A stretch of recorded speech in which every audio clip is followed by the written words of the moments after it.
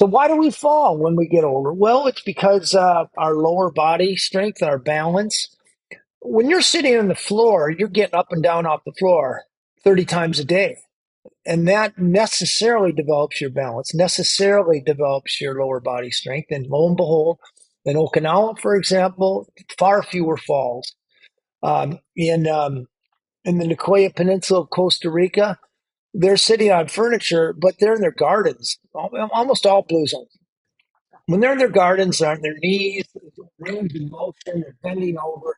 Same sort of muscles that we never use when we're sitting in our offices or, watching TV. Or so, yeah. These are the counterintuitive things that add up to a much bigger piece of the longevity pie than we think. Always take the stairs. Another one. If you can, take the stairs. Yeah.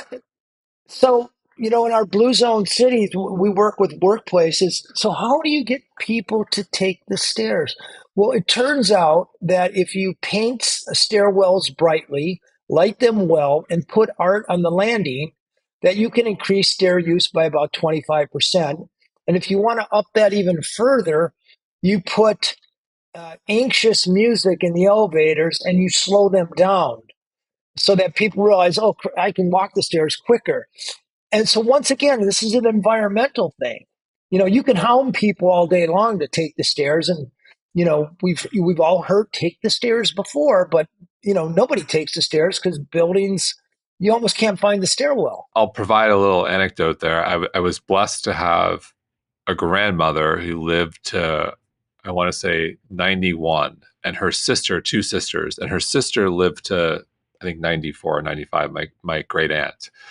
My grandmother was going blind. She had macular degeneration, but we lived in a two-story house with a basement. She was always up and down the stairs all the time.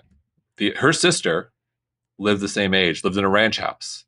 By the time they were in their 90s, the sister lived in the ranch house, couldn't walk well. My grandmother, who couldn't see, was like going up and like was highly mobile until she, unfortunately had cancer and passed away.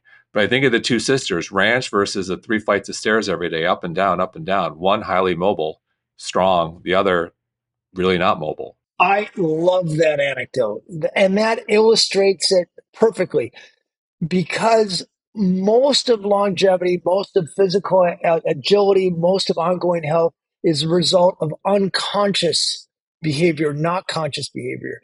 If you look at, gym memberships, which always spike around January 1st, New Year's resolution time, you lose about 60% of people who, start going to the gym in January. They're no longer going to the gym in September.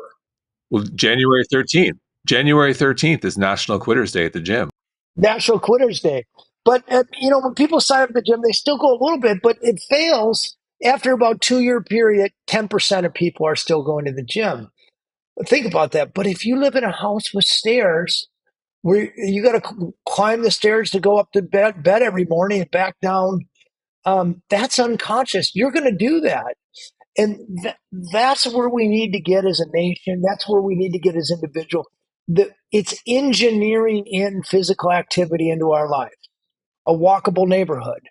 I live in a house here. I have 3 floors, and my bedroom's on the third floor, and my TV's on the third floor. So if I want a little snack while I'm watching my Netflix program, I got I got to run down 32 stairs, get my little bean snack, and run back up 32 stairs. I just got a mini workout there. That kind of thing. Having a garden work because you're out there all the time, weeding or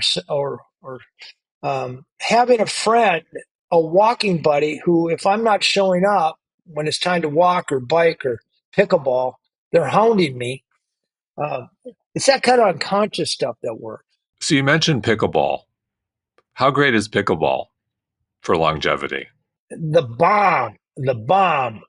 It's so there. Okay, I take a little liberty with this. I'm just going to admit it, but a study was done on different sports and how long the adherence to those sports, how long they live, and They looked at cyclists, they looked at golfers, they looked at runners, and they looked at racket sports. And the racket sport gang lived the longest.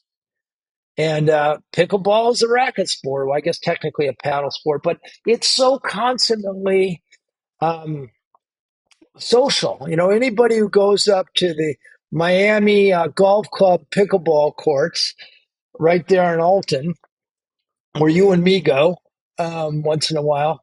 Uh, well, I go there all the time. You can't help but make friends, and it's a whole big community. We have a loneliness epidemic in America. If you're lonely, it shaves 8 years off your life expectancy. If you're playing pickleball, you're never lonely. Plus, you're getting a range of low to medium intensity physical activity, and you get your heart rate going, and breathing hard, and hour later you don't realize it, but you just had a really good workout. So, other than pickleball, is there anything you've added to your daily routine recently? Well, I've been cycling my whole adult life, and cycling's number two in life expectancy, so I do that. I added stand-up paddle surfing about 5 years ago. I do that quite a bit. I just got an e-foil, which isn't quite as athletic, but I love it. What's that? Imagine a surfboard and a Tesla mating and having a kid. It's an electric. Well, it looks like a stand. It looks like a surfboard, but you hit a button and it propels you. And after a certain point, you go up on this e-foil. So the board's about 4 feet out of the water. Did you do that with our friend Mark Sisson in South Beach? I would. Yeah, Mark's an amazing guy. He's one of these paleo primal guys, and we love each other and agree on everything except meat. And he eats a steak a day, and I eat a bowl of beans a day, and we're best friends. It's You have a lot. He's very blue zone. He's very he integrates movement in everything he does. He loves walking everywhere. He doesn't like tracker. Like you have a lot in common. I think you both like wine. I think when we first met each other, we were prepared to hate each other, but we become friends, and he's had me up to dinner parties, and yeah, in a reluctant yet yeah, it's almost like a Democrat and a Republican being best friends. It's like, but for one little thing, it just really doesn't matter. Um, but we have fun with it. So also, there's this I'll say character, Don Ramiro from Costa Rica, and you've mentioned he stands out among the 300 plus centenarians you've interviewed. What is it about Don that's so special?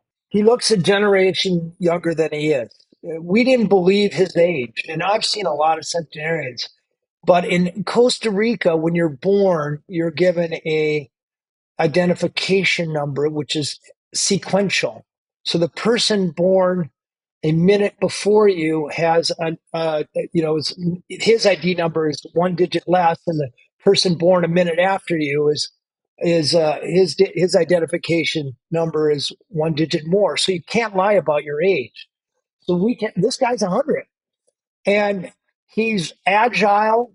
He's got this swagger when he walks. He uh, he rides horses. He corrals cows. He's up at 5 in the morning. He's perfect teeth. He's sharp as a tack. He he likes girls. He on his way to work, he rides his horse past this house where there's a pretty girl he likes. And sort of waves at her. And it's when you get around people with three digits in their age, there's something special. There's something magic about it. I can't quite put my finger on it, but he's over 100, and yet you look at him and say, "God, I wish I felt like that right now." And it gives you this aspiration or inspiration to do what he did.